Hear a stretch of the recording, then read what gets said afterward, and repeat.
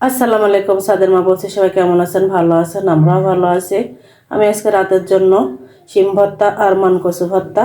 মানকচুটাকে আমি আগে প্রেসারে সেদ্ধ করে নিছি কাঁচা ঝাল দিয়ে, আর কাঁচা ঝাল আর মানকচু আমি ভর্তা করে রেখে দিছি। এখন এতে মিশাবো পেঁয়াজ, সরিষার তেল আর লবণ দিয়ে আমি আরেকটু ভালো করে মেখে নেব। আর এখানে সিম আছে, সিমটাকে আমি ভালো করে ধুয়ে প্রেসার কুকারে দিয়ে দুটো সিজ দিয়ে নেব।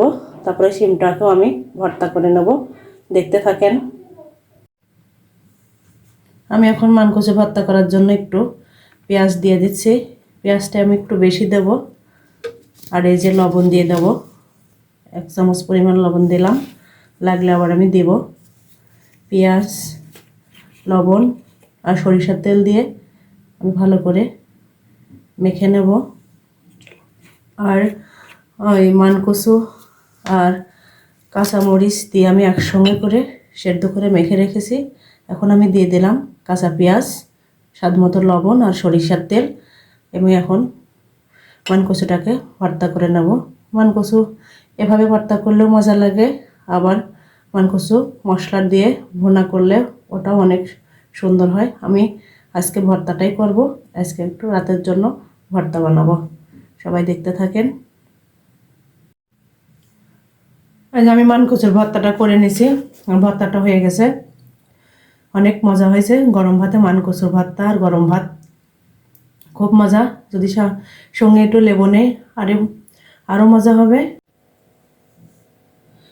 আমি শিমটাকে ভালো করে কেটে ধুয়ে এই যে প্রেসার কুকারে দিয়ে দিছি। আমি এখন দিয়ে দেব এই যে বড় একটা রসুন, পেঁয়াজ আর কাঁচা ঝাল পরিমাণ মতো। আমি পেঁয়াজগুলো 4 টুকরা করে দিছি। এই যে 3টা মতো পেঁয়াজ দিলাম, রসুন একটা আর কাঁচা ঝাল কয়েকটা। আমি এখন দিয়ে দেব এই যে লবণ দিয়ে দিচ্ছি 1 চামচ মতো, লাগলে আবার পরে দিব। আমি এভাবে প্রেসার কুকারে রান্না করে আমার অনেকটা সুবিধা হয়। আর যাদের ছোটো বাচ্চা আছে, যে মা, যে আপুরা, আমি মনে করি তাদের অনেকটাই উপকার হবে যদি এভাবে প্রেসার কুকারটা আমরা ব্যবহার করি। সাদবাবু অনেক ঝামেলা করে, এই জন্য আমি যে কোনো রান্না সুন্দর করে গোছায় প্রেসার কুকারে দিয়ে আমি ওকে একটু সময় দেই। আর এভাবে প্রেসার কুকারে যদি সব কিছু রান্না করা যায়, সময়টাও পাওয়া যায়, রান্নাটাও তাড়াতাড়ি হয়। আমি অক্টোবরের 1 তারিখে গ্যাস নিয়ে আসছি। আজকে জানুয়ারি মাস চলছে, আর আলহামদুলিল্লাহ আমার গ্যাসটা এখনও আছে। আমি শিমের মধ্যে দেওয়ার জন্য আর একটু পানি গরম করে নিচ্ছি, কারণ আমি সব রান্নাতেই গরম পানি ব্যবহার করি। দিয়ে প্রেসারে সিজতে নেব। আমি দেখছি প্রেসার কুকারে রান্না করে আমার অনেক সুবিধা হয়, কারেন্ট এবং গ্যাস দুদিকতে আমি অনেক সাশ্রয় হচ্ছে। এই জন্য আমি প্রেসার কুকারটাই বেশি ব্যবহার করি, আর আমি একটু সময়ও পাই।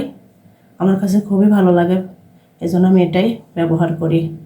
এই যে প্রেসার কুকারে দিয়ে আমার সিমটা খুব সুন্দর এই যে সেদ্ধ হয়ে গেছে। আমি এখন ভর্তা বানিয়ে নেব।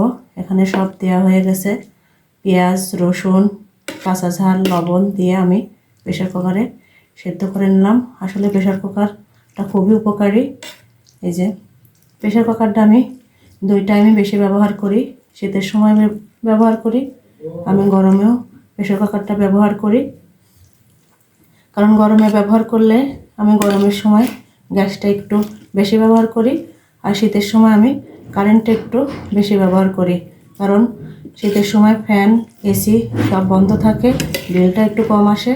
আর গরমের সময় ফ্যান, এসি এগুলো বেশি চলে, এজন্য গ্যাসটাকে আমি একটু বেশি ব্যবহার করি। আর এই যে সাথে আছে আমার প্রেসার কুকার। প্রেসার কুকারে আমি সব কিছু দিয়ে এভাবে রান্না করি। আমি শিমটা ভর্তা করার জন্য এই যে চুলায় কড়াই বসাই দিছি। আমি এখন তেল দিয়ে দেবো। এই যে তেলটা গরম হয়ে গেছে, আমি এখন দিয়ে দেবো 1/2 চামচ পরিমাণ কালো জিরা। আমি আর কোনো মশলা দেবো না, কারণ এখানে সব রকম মশলা আমি আগেই দিয়ে দিয়েছি। রসুন, পেঁয়াজ, কাঁচা ঝাল, লবণ দিয়ে আমি প্রেসার কুকারে সিজ দিয়ে নিয়েছি। এই যে আমার এটা গরম হয়ে গেছে। আমি এখন তাপটা একটু কমাই নিলাম। আমি এখন এই যে সেদ্ধ করে রাখা শিমটা দিয়ে দেবো।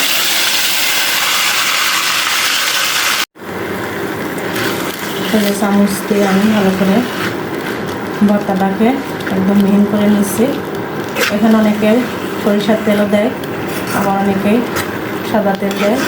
আমি সরিষার তেলটা দিলাম না, সাদা তেলটাই দিলাম।